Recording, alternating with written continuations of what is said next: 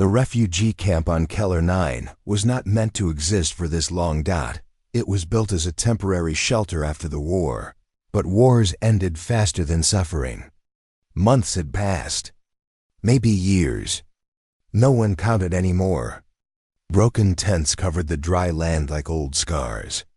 Fires burned low at night, just enough to keep people alive. Never enough to make them warm. Most of the galaxy had forgotten this place, but Ethan Cole had not. Ethan was human. And he walked slowly between the tents with a small lantern in his hand. He wore an old aid worker jacket, faded and torn. His boots were filled with dust, his face tired, but his eyes were still alert. He had learned that danger often hid in silence. Many guards worked in the camp, but most only followed orders. They stayed near the main paths, waiting for their shifts to end. Ethan was different. He walked where others did not. He listened, because people who were truly lost rarely shouted that Ethan had once lived on Earth.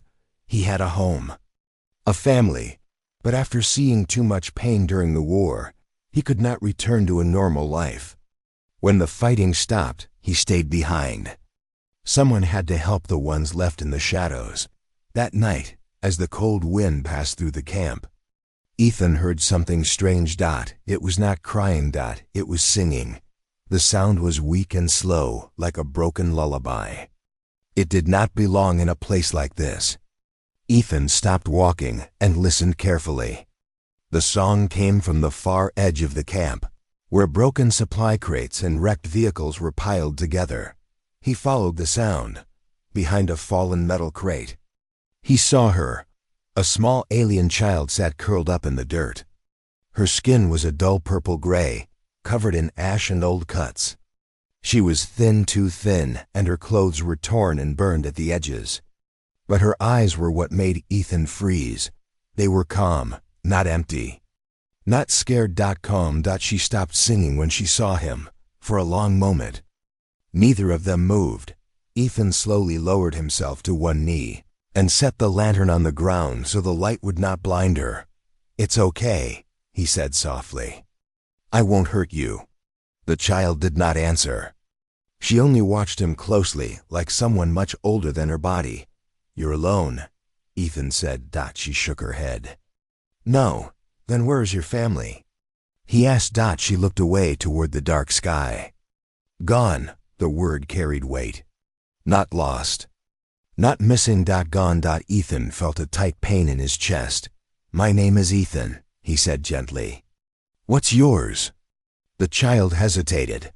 "I don't use my name anymore," she whispered. That answer hurt more than any scream. Ethan took off his jacket and carefully placed it near her, not touching her. "You're cold." She stared at the jacket for a moment before pulling it around herself. "Why are you here?" she asked. "I help people," Ethan replied. She frowned. "No one helps for free." Ethan smiled sadly. "Humans do." She studied his face like she was searching for a lie. In the distance, patrol lights passed by. The child flinched and moved closer to the shadows. "They're looking," she said quietly. "Looking for who?" Ethan asked. "For me." Ethan didn't ask why. He already knew the answer was dangerous. "Come with me," he said. "You can stay near my tent. I'll keep watch." The child hesitated. Then, slowly, she stood. That was the moment Ethan realized something important. She did not walk like a scared child. She walked like someone who had learned to survive alone. The child stayed near Ethan's tent, but she never slept inside it. She sat just outside, wrapped in his jacket, watching everything. Even at night, her eyes followed every movement, every shadow. Ethan noticed she always chose a place where she could see the open ground and the stars at the same time, like she was waiting for something or someone. Ethan brought her food and clean water. She accepted it politely, but never quickly. She checked everything first, smelling it, touching it, even tasting a small amount before eating properly. "You don't trust easy," Ethan said gently. She looked at him. "Trust gets people killed." That was not something a child should know. Days passed. Ethan learned not to push her with questions. Instead, he talked about small things.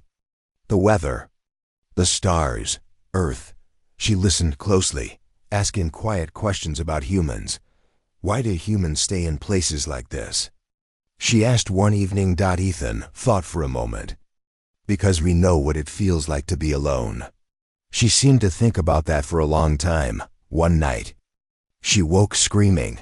Ethan rushed out of his tent and found her shaking. Her hands pressed over her ears. "They're burning," she cried. "They're all burning."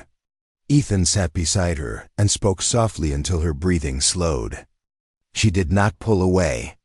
When she finally slept again, her hands were still clenched tightly, like she was holding onto something invisible. The next day, Ethan noticed a mark on her wrist while cleaning a cut. It was not a wound.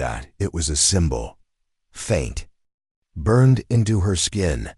Ethan's heart stopped. He recognized it immediately. The imperial crest of the Varel Star Empire. His hands trembled.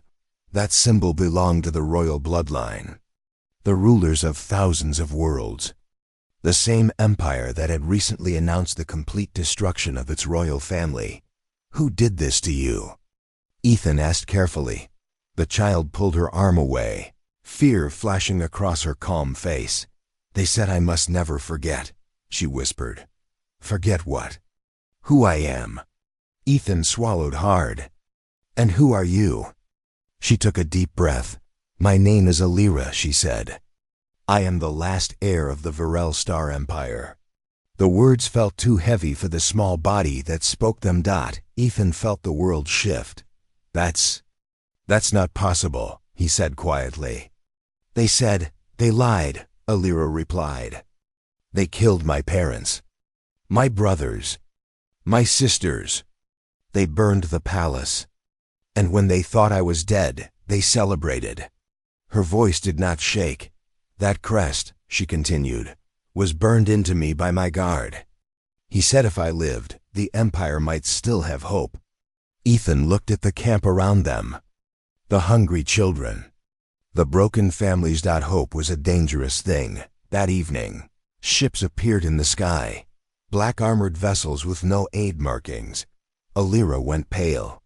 "They found me," she said. Sirens echoed.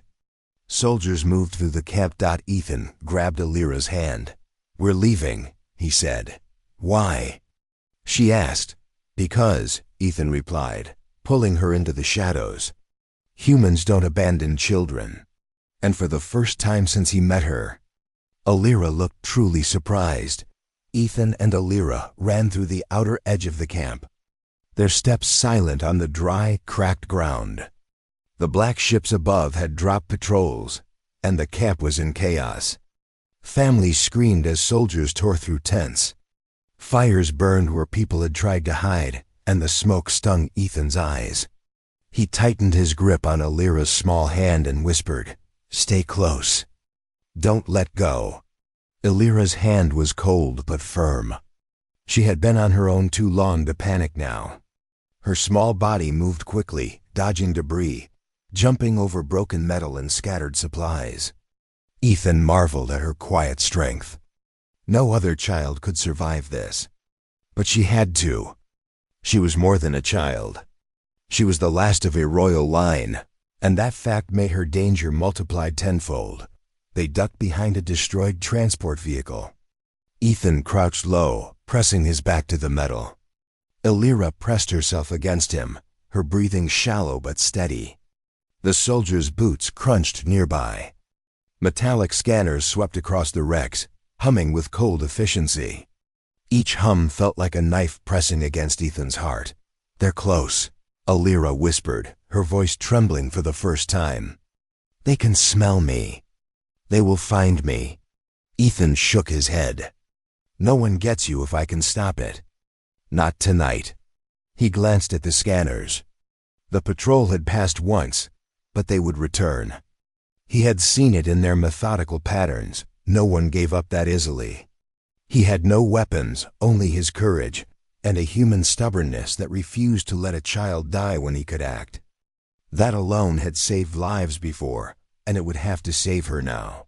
"We need a plan," he said quietly, scanning the perimeter. "We can't just run in the open." Elira's eyes flicked toward the horizon. "The old shuttle," she said softly. "It's still in the hangar, half buried under debris. They won't see it from the air." Ethan nodded. "Lead the way." They moved silently, slipping between the shadows like ghosts. Every heartbeat was loud. Every step felt like a risk. Elira stayed close, keeping one hand on Ethan's arm.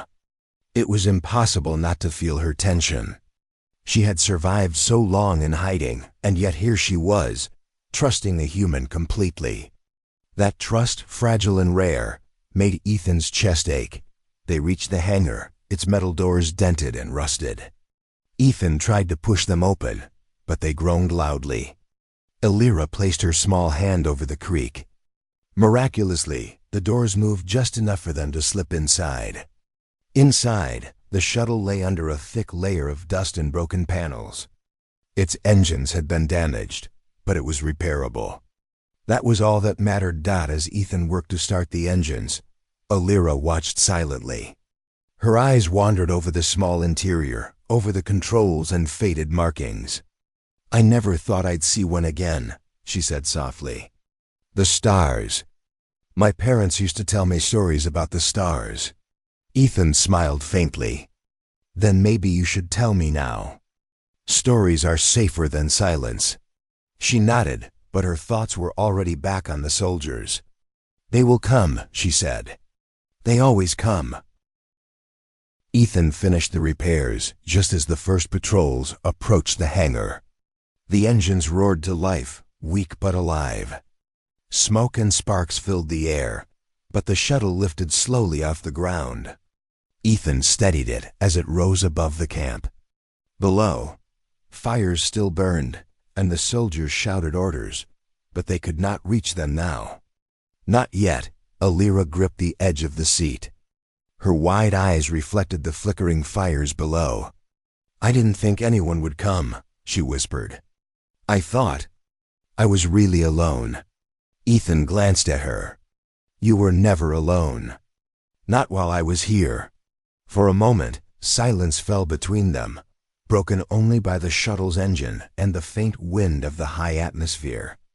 Elira's small hand brushed against his arm, a gesture more powerful than words.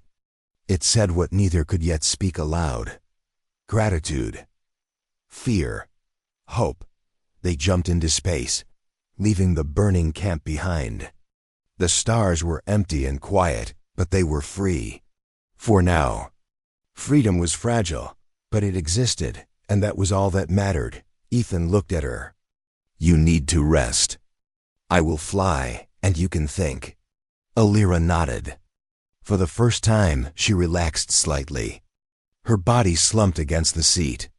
But her mind was sharp, thinking of the Empire, of the soldiers, of the past she could not forget.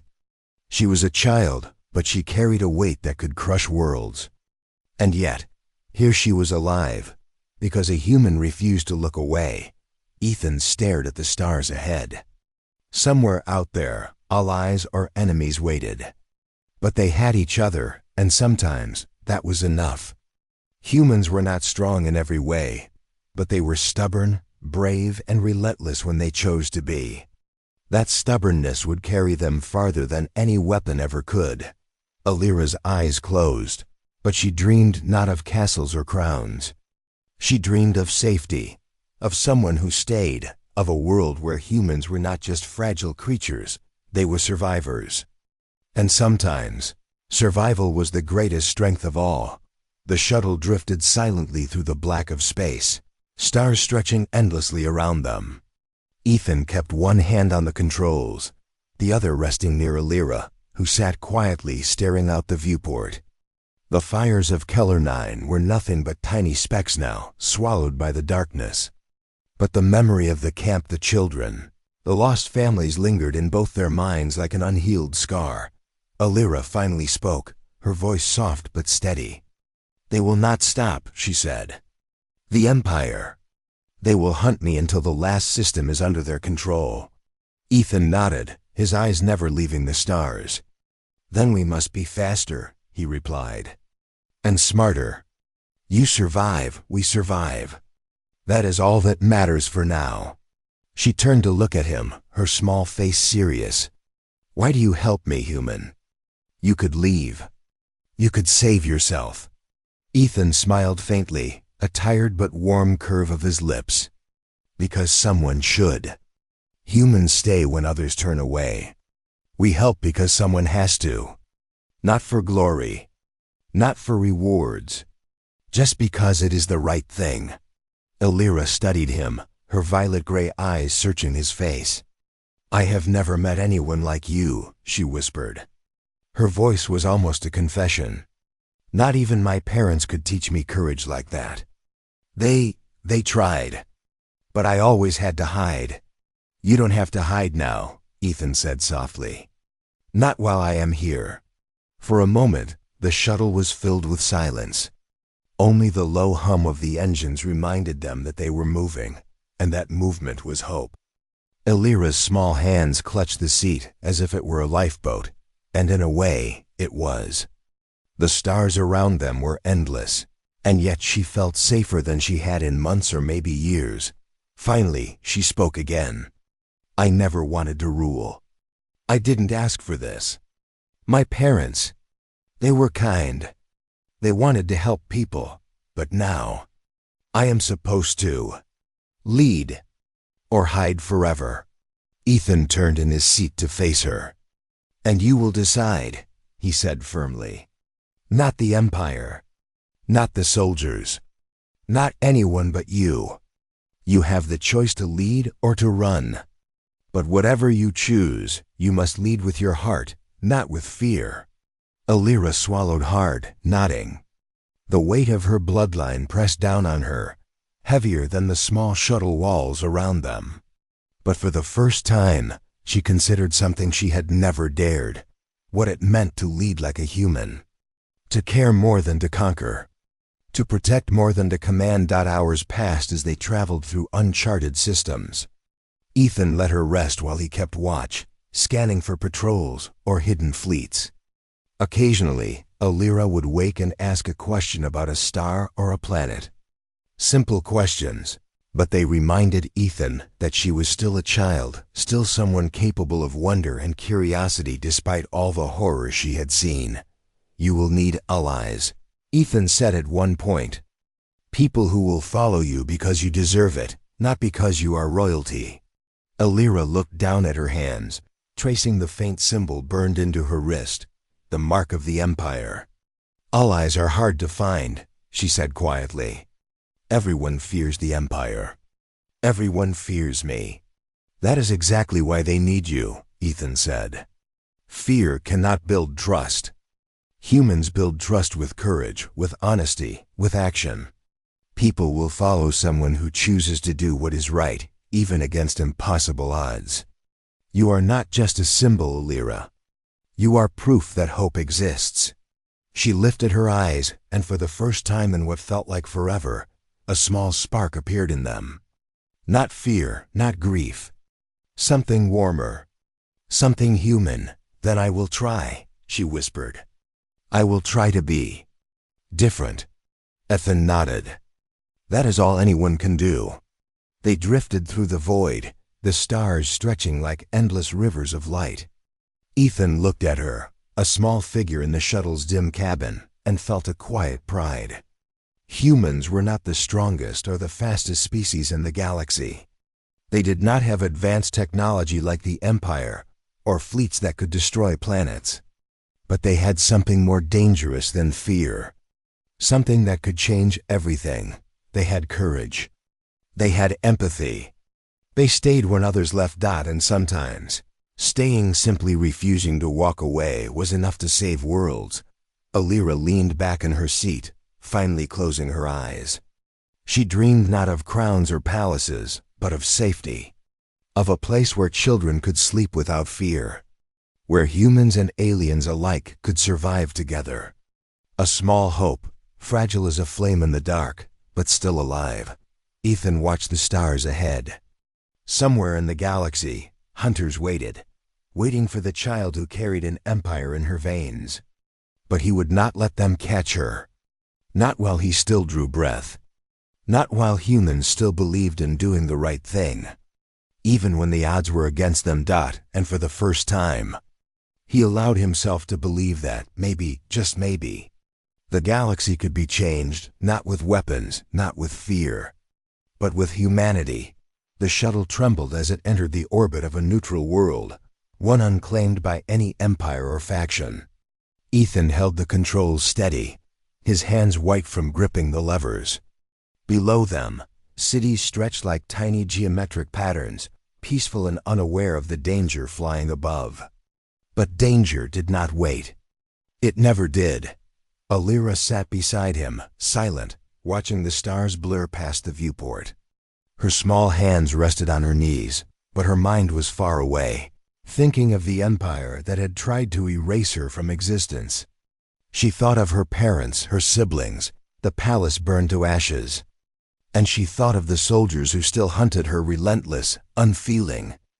"They'll be here soon," she said softly. "They won't give up." And nodded. "Then we need to be ready. Not to fight them, but to survive and to make them see that hunting you will change nothing." Alira turned to him, her violet-gray eyes filled with determination and fear. "How do we do that? I am just a child. They are fleets. Millions of soldiers. I cannot face that." Ethan's hand rested gently on hers. "You don't have to face them like a soldier. You face them like a human. You show them what is right. You do not fight with weapons. You fight with courage and truth.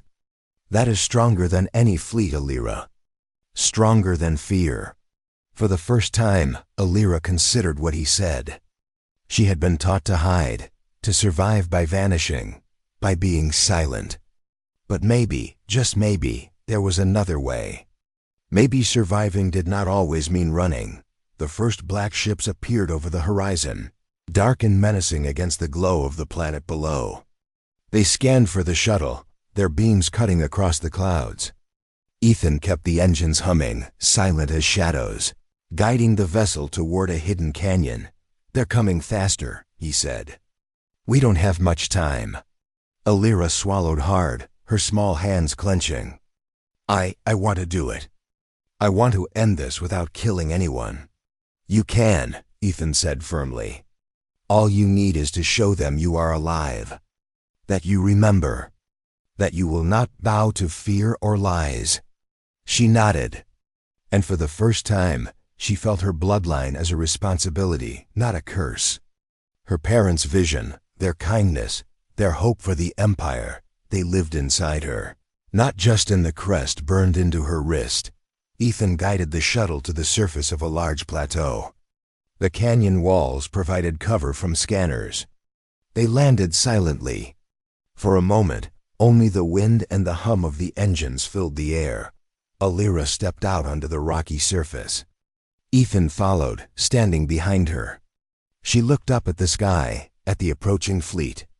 Her small figure seemed fragile, but there was a fire in her eyes that even the largest ship could not extinguish. She activated the ancient royal transmitter, the code her parents had taught her, the code that meant she was the last of her line. Across every system, her image spread, broadcast to every fleet and every planet.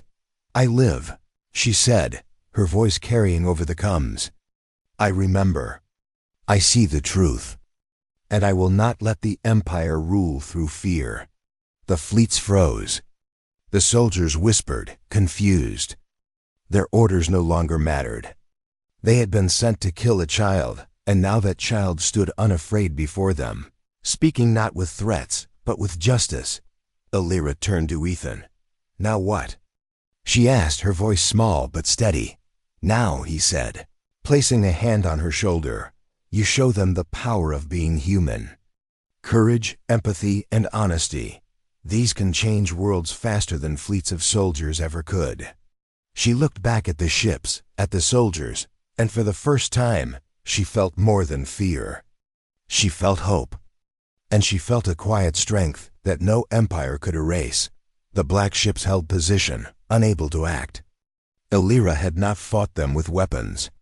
She had fought with something stronger, the truth, the courage to face impossible odds, and the humanity that Ethan had shown her in the dust of the refugee camp.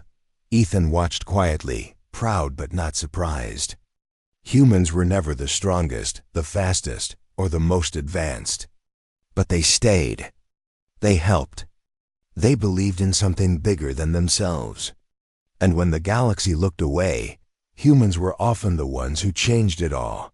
Elira stood tall on the plateau, a child with an empire in her veins, but a human heart guiding her steps. The fleets above could not touch her courage. They could not extinguish the hope she carried. And in that moment, she realized that the galaxy had not forgotten her, not because she was royalty, but because she was human in the truest sense. And sometimes, being human was enough to ignite a revolution. The galaxy watched in silence. Elira's broadcast had not just stopped the fleets, it had made them question their orders. Entire divisions of soldiers paused, unsure what to do. They had been trained to follow commands without thought. But the words of a small child alive, unafraid. Human had broken through their certainty. Ethan stood beside her on the plateau, his hands resting lightly on her shoulders. The wind blew her hair across her face, and she brushed it away, steadying herself. "I don't understand," she whispered. "Why are they listening to me? I'm just a child." Ethan shook his head with a quiet smile. "You're not just a child. You are proof. Proof that people can survive and still choose what is right. That sometimes courage and truth matter more than fleets, weapons, or fear. You're human in the best way possible, Elira. That is why they listen." Her violet-gray eyes widened. She had always thought humans weak, fragile, slow, unremarkable. Yet here she was, a child of an empire, seeing the quiet power humans carried. The ability to stay, to care, to act when no one else would. That was their strength. "I want to help them," she said softly. "All of them. Even the soldiers. Even the generals." Ethan nodded. "Then you will. You can. But you have to show them another way. Not with threats, not with punishment, but by showing what is possible when people are treated with respect and fairness." Elira looked at the plateau, imagining the empire beneath her feet. So many systems had suffered under fear and lies. Children who hid like she once had. Families torn apart. Cities burned. She could feel the weight of it all. It made her small. It made her afraid. But fear alone could not rule her now. Courage could.